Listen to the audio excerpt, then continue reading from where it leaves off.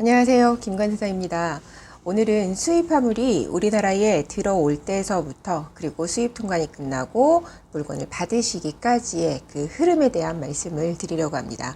궁금하신 분들은 계속 시청해 주세요.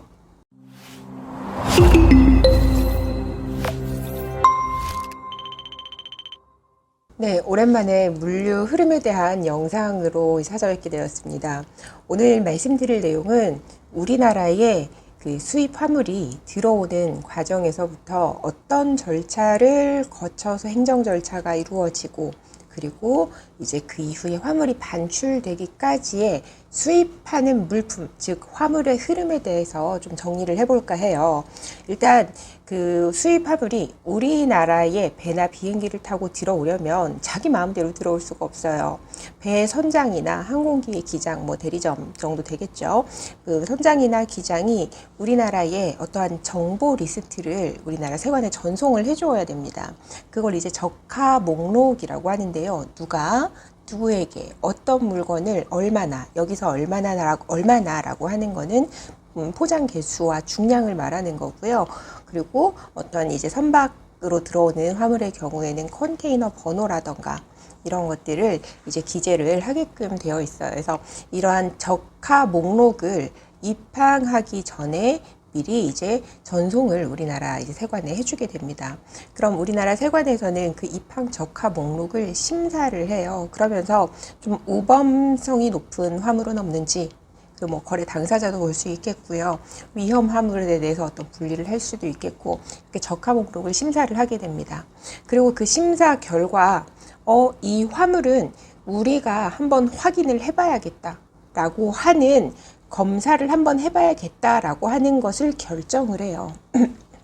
이 결정에 따라서 검사 대상 화물로 선별이 된 거를 이제 관리 대상 화물이라고 하고요. 이 관리 대상 화물의 선정이 끝나고 난 뒤에 이제 비로소 배 이제 들어와서 물건 내리세요. 비행기 들어와서 물건 내리세요. 라고 하는 하선신고 수리, 하기신고 수리의 절차를 거치게 돼요. 그래서 이 하선신고 수리나 하기신고 수리가 완료가 되면 배나 비행기가 우리나라에 들어와서 물건을 우리나라 땅에, 즉 육지에 내려놓을 수가 있는 거죠.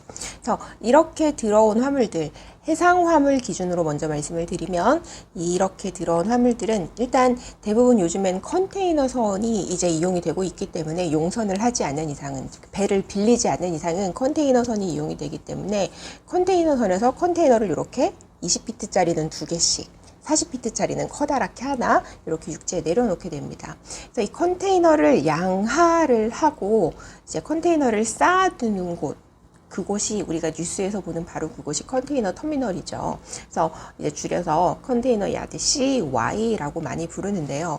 하나의 컨테이너에 한 사람의 물건으로 그 컨테이너가 가득 차 있다 라고 한다면 그 컨테이너는 CY에 보관된 게 이제 끝. 일단은 우리 수입 신고하기 전까지는.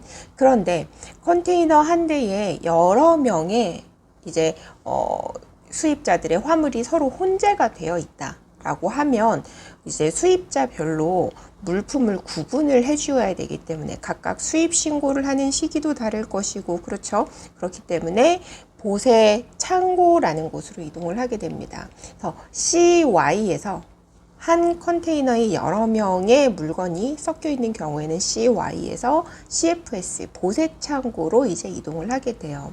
이 보세 창고에서는 여러 가지 작업들을 할 수 있어요. 일단 여러분들 많이 알고 계시는 보수 작업을 할 수가 있죠. 보수 작업, 뭐 원산지 표시를 한다거나 아니면 뭐 식품이라던가 화장품 그 외에 어떠한 표시가 필요한 물품들은 한글 표시 작업을 할 수도 있겠고요. 그리고 어떠한 이제 물건의 수입 신고라든가 이런 거를 하기 전에 미리 수입 신고 전 물품 확인 신청을 해서 먼저 내가 가서 물건이 제대로 들어왔는지 물품 확인을 해볼 수도 있습니다. 그리고 어떠한 내가 시험 검사, 인증을 위한 시험 검사를 받아야 되는 상황이다라고 하면 견본품 반출을 해서 그 견본품을 가지고 시험 검사를 이제 진행할 수도 있겠고요. 이런 경우 나머지 이제 화물들, 견본품으로 채취하고 난 나머지 화물들은 계속 보세 창고에 보관이 되겠죠. 이런 견본품 반출도 할 수가 있겠고, 또 때로는 뭐 폐기를 하는 경우가 생길 수도 있겠고요. 포장을 분할하는 경우도 있을 수 있어요. 예를 들어서 내가 물건을 수입을 했는데 거기에 뭐 이제 칼, 도마, 그리고 그 외에 그냥 우리 뭐 봄 가디건 이런 것들이 섞여 있어요. 그럼 칼, 도마 같은 경우에는 식약처의 어떤 검사 절차를 거쳐야 되니까 시간이 며칠씩 소요가 된단 말이에요. 근데 난 봄 가디건이 너무 급해. 그러면 봄 가디건과 그리고 식품 검사를 받아야 되는 물건들의 포장을 분할을 해서 봄 가디건 먼저 통관을 하고, 그리고 이제 식품 검사를 받아야 되는 물건들은 나중에 통관을 할 수도 있거든요. 이런 경우에 이제 화물 분할 작업을 할 수도 있겠습니다. 그래서 지금 입항 적하 목록 제출을 하고 세관에서 적하 목록 심사를 해서 관리 대상 화물을 선별을 하고 CY 또는 이제 CFS까지 반입되어서 이 보세 구역 안에서는 어떠한 작업을 할 수 있는지에 대해서 간략하게 말씀을 드렸어요. 이 보세 구역 안에 장치가 되어 있는 동안에 해야 하는 것들이 이제 여기를 벗어나기 전에, 보세 구역을 벗어나기 전에 해야 하는 게 바로 수입 신고죠. 세관에 수입 신고를 하지 않고, 수입 신고 절차를 완료하지 않고 이 보세 구역 밖으로 물건이 빠져나오게 된다면 그게 바로 밀수입이 되는 거거든요. 보세구역은 실제 땅은, 토지는 우리나라 영역 내에 있지만 관세선, 우리는 관세선 이제 뭐 안에 있다, 그리고 관세선 밖이다 이렇게 표현을 하거든요. 그래서 그 관세선을 넘어서 수입 신고 완료되지 않은 물품이 빠져나오게 되면 그게 바로 밀수입이 되는 겁니다. 자, 보세구역에 반입이 되었어요. 그럼 세관에 수입 신고를 하면 되겠네요. 맞아요. 그런데 세관 수입 신고를 하기 전에 거쳐야 하는 절차가 있죠. 바로 그게 이제 KC 인증 또는 여러 가지 세관장 확인 사항이라고 하는데요. 요건을 어떤 취득이라고 할까요? 요건 확인이라고 할까요? 요건 확인의 과정을 거쳐야 됩니다. 대표적으로 우리가 쉽게 떠올릴 수 있는 요건들이 뭐가 있을까요? 뭐 전기, 전파, 식품, 뭐 화장품, 아니면 어린이용품, 식물 관련 제품들 이런 것들이 있겠죠. 이 중에서 전기, 전파, 어린이, 그리고 화장품, 표준통관 예정보고, 뭐 의약품이라던가 의료기기 같은 표준통관 예정보고 같은 것들, 이런 건 좀 미리 할 수가 있겠고, 반드시 보세구역에 반입이 된 다음에 LCL 화물이라면 CFS, 뭐 FCL 화물이라면 CY 이렇게 반드시 보세구역에 반입이 된 다음에 이제 어떤 요건 확인을 해야 되는 대표적인 게 식품과 식물, 이 두 가지가 있겠습니다. 그 외에 미리 승인을 받을 수 있는 전기, 전파, 어린이용품 또는 이제 뭐 화장품, 의료기기, 의약품 같은 표준통관 예정보호 같은 것들은 미리 사전 승인을 받을 수가 있기 때문에 미리 해두시면 아무래도 좀 신속한 통관이 이루어질 수 있겠죠. 이러한 요건 확인이 완료가 되었다면 그 뒤에 세관에 수입 신고를 하는 거예요. 이 수입 신고를 할 때 필요한 서류 다들 알고 계시죠? 라고 말하려고 했더니 처음 영상을 보시는 분들도 계실 수 있고, 제가 관련 영상은 앞에 업로드된 게 있으니까 아직 잘 모르시는 분이 있다면 참고를 해주시면 좋겠고요. 뭐 이제 우리가 가지고 있는 뭐 BL이라던가 아니면 인보이스, 패킹 리스트 이런 것들을 가지고 이제 세관에 수입 신고를 하는 거예요. 그럼 세관에서는 수입 신고서만 받아요. 처음에는 수입 신고서만 받고 검토를 하는데, 심사를 하는데 심사 유형이 세 가지가 있습니다. 첫 번째 페이퍼리스, 두 번째 이제 전자 서류 제출, 세 번째 현품 검사. 이 셋 중에 한 가지의 심사 방법을 통상은 거치고 나서 이제 심사가 완료되었습니다 라고 하면 세금을 납부하게 되는 거예요. 대부분의 업체들이 세관 심사가 완료된 다음에 이제 세금을 납부를 하게 되는데, 세금을 나중에 내는 이제 경우들도 있어요. 다른 영상에서도 말씀을 드렸었지만 월별 납부라던가 사후 납부 이런 것들을 이용을 하실 수 있겠고요. 어쨌든 이렇게 세금 처리까지 완료가 되면 이때 비로소 우리가 제출을 했었던 수입 신고서가 수입 신고 필증으로 이제 나오게 됩니다. 그 수입 신고 필증, 그리고 BL, 딜리버리 오더라고 하는 DO 이 세 가지를 가지고 보세구역에 가면 이 세 가지 서류를 제출을 하고 화물을 찾아올 수가 있는데요. 서류 제출로 끝나는 게 아니라 정리해야 되는 비용이 있습니다.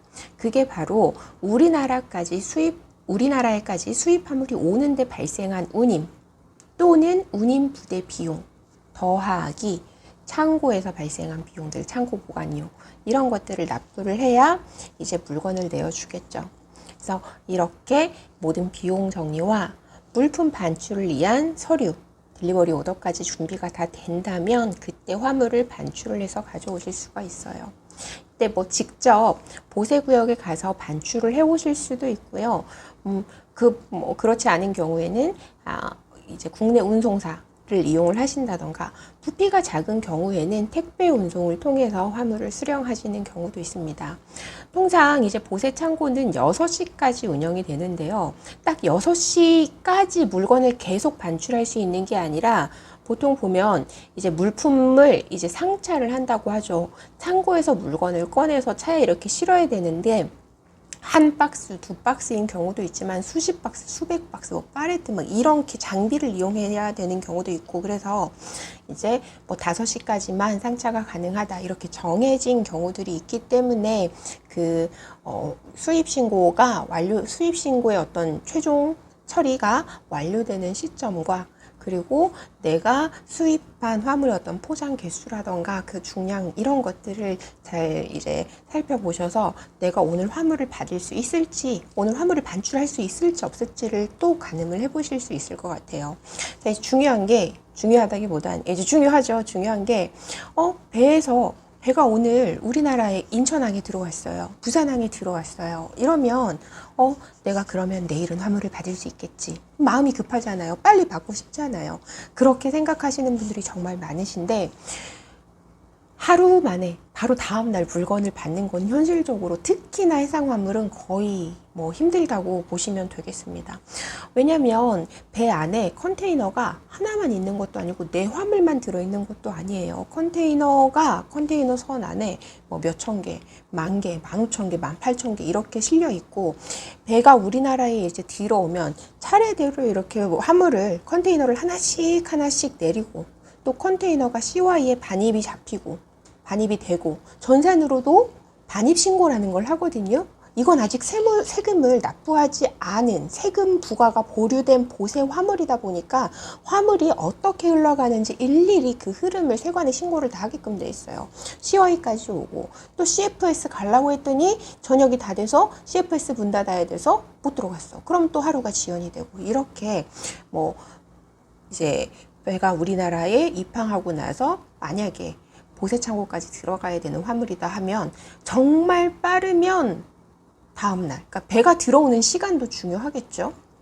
그리고 배가 들어오는 요일도 중요해요. 금요일 날 뭐 오후에 들어왔어요.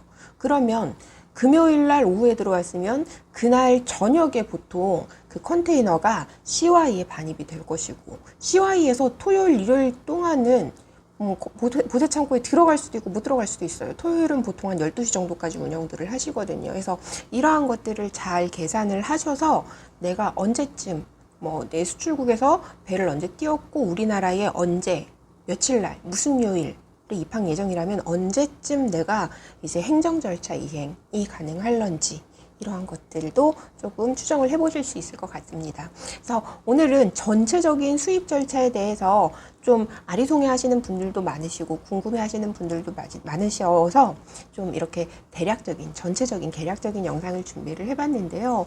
이제 다음 영상에서는 이러한 이제 것들을 부분 뜯어서 앞에서 제가 업로드한 영상도 있지만 부분 뜯어서 만약에 예전과 바뀐 부분이 있다면 바뀐 부분을 또 반영해서 상세한 영상으로 또 찾아뵐 수 있도록 하겠습니다. 오늘도 이 영상이 조금이라도 도움이 되셨다면 좋아요와 구독 부탁드릴게요. 감사합니다.